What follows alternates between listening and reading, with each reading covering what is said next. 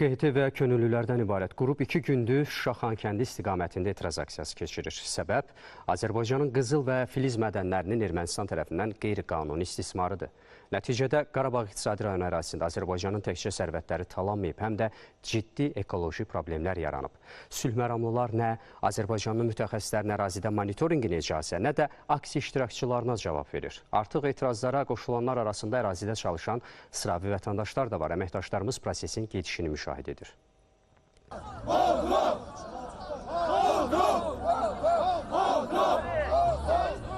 Moskvanın tapşırığı ilə Qarabağa göndərilən Ruben Vardanyanın gəlişi ilə Azərbaycana məxsus qızıl və filiz mədənlərinin talanmasına qarşı etirazlar güclənib. Rusiya sülhməramlarının Azərbaycanın ekoloji monitorinq qrupunun əraziyə daxil olmasını əngəlləməsi, habelə ötən həftə ölkənin media mənsublarının Xocaldakı görüşə buraxılmaması Azərbaycan vətəndaş cəmiyyəti subyektlərinin narazılığına səbəb olub. Stop ekoterror!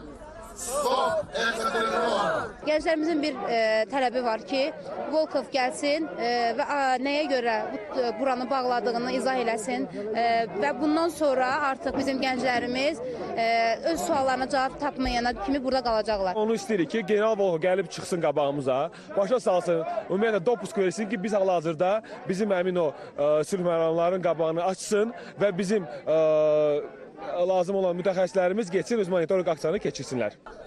Baş verənlərlə bağlı etirazlar Azərbaycanın ərazi bütövlüyünə, suverenliyinə etinasız yanaşanlara xəbərdarlıq reaksiyasıdır. Verilən məlumata görə artıq Şuşa-Xankəndi yoluna yüzlərlə vətəndaş cəmiyyəti fəal toplaşıb və qarşı tərəf Rusiya sülhməramlıları əraziyə əlavə hərbi güc, hətta ağır hərbi texnika cəlb etməyə, modul tipli çadırlar qurmağa davam edirlər. Hər birimiz bugün burada məhz o sərvətlərimizin geri qayıtması üçün bu aksiyanı həyata keçiririk. İnanırıq ki, tez bir zamanda qalib gəlib bu yollarımızın açılmasını təmin edəcəklər və bizə Volkov cavab verməlidir. Sülhməramlıların Azərbaycan ərazisində belə özbaşına fəaliyyəti rəsmi Bakını preventiv addımlar atmağa vadar edir. Rusiya hərbi qüvvələrinin ədalət və insanlıq baxımından nəyə qadir olduğunu Azərbaycan dövləti və xalqı son 200 ilin tarixindən dəqiq bilir. Amma bu artıq çəkinmək və qorxu üçün əsas deyil.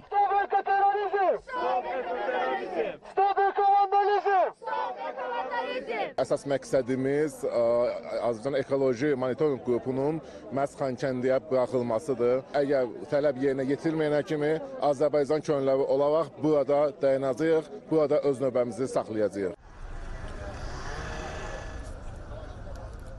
Ərazilərimizin ekoloji terrora məruz qalaraq təbii sərvətlərimizin daşındığı Xankəndi yolundayıq və gördüyünüz kimi aksiya iştirakçıları axşam saatlarına baxmayaraq öz etirazlarını davam etdirirlər və sülhməramlı ilə üz-üzə şüarlarını səsləndirirlər. Mindiyi gəmdə gəmisi ilə dava etməyi dövlət siyasəti kimi qəbul edən 3 qonşusu var Azərbaycanın. Rusiya həmin qonşulardan biridir. Belə deməyə, Şuşa-Xankəndi yolunda Rusiyanı təmsil edən sülhməramların davranışı ciddi əsas verir. Aksiyada səslənən fikirlər belə deməyə əsas verir ki, bu davranış sülhməramların Azərbaycan ərazilərindən vaxtından əvvəl çıxarılması üçün əsasdır. Üç rəngli bayrağına məsud yaşa. Rüstəm Mikailzadə, Ruslan Həsənov, Elşad Heydərov, ASTV xəbər.